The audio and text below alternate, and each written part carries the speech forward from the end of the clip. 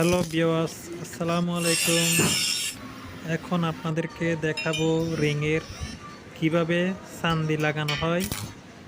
চান্দি লাগানোর পর কিভাবে ঝালাই করে, কিভাবে রাউন্ড ঝালাইটা দেয়, তারপর কিভাবে গ্যান্ডিং করে, গ্যান্ডিং করার পর এটাকে আবার কাটিং করতে হয়, কাটিং করে আবার লেদে উঠানো হয়, লেদে উঠানোর পরে আবার সুন্দর করে ফিনিশিং দিতে হয়।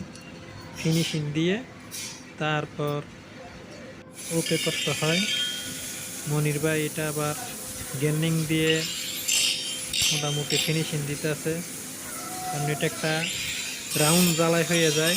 যখন ঝালাই দেয় তখন একটা গুটি থাকে, ওই গুটিটা যাহাতে না থাকে এই জন্য এটাকে আবার সুন্দর করে গ্যান্ডিং করা হয়। গ্যান্ডিং করার পরে আবার লেদে উঠানো হয়, লেদে উঠানোর পরে সুন্দর করে আবার টার্নিং করা হয়, টার্নিং করে তারপর ওগো হয়।